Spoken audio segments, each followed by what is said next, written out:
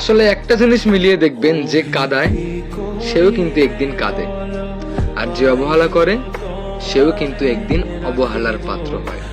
আসলে এটা কোনো অভিশাপ না, এটা হলো নিয়তির ছোট্ট একটা চাল, আর পুরোটাই সময়ের খেলা। যেই মানুষটা আপনাকে প্রচন্ড পরিমাণ অবহেলা করতেছে, যেই মানুষটা আপনার সঙ্গে খারাপ ব্যবহার করতেছে, একটা সময় পর সেই মানুষটাও না এগুলো একদম সময় মতো ফেরত পেয়ে যাবে।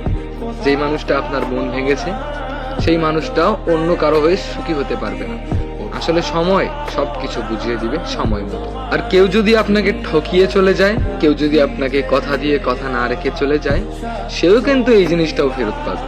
কথা দিয়ে কথা না রাখার যে যন্ত্রণা, এটাও সে একদিন ফেরত পেয়ে যাবে। তুমি যেমন ব্যবহারটা ঠিক দেখাবে, ঠিক সেই রকমটা তুমি ফেরত পাবে। দেখো, তুমি নিজেকেই যতই ভালো ভাবো না কেন, তুমি যতই অহংকার করো না কেন নিজেকে নিয়ে, নিজেকে বড় করে মানুষকে ছোট করে যতই কথা বলো না কেন, একটা সময় এগুলো সবটাই তোমার কাছে ফেরত চলে আসবে। সময় সুযোগে সদ্ব্যবহার করতে জানে। দেখো, তোমার ভালো সময়ের জন্য তুমি যার তার সঙ্গে যেমন খুশি তেমন ব্যবহার করবে, এতেই কি হলো? একটা জিনিস ভালো করে মনে রাখবে, দিন কিন্তু সব সময় সমান আসে না। মাঝে মাঝে কোনোদিন রোদও ওঠে, আবার কোনোদিন আকাশ মেঘ করে বৃষ্টিও পড়ে। তো এত অহংকার, নিজেকে নিয়ে এত সুনাম, এত প্রশংসা করা উচিত নয়।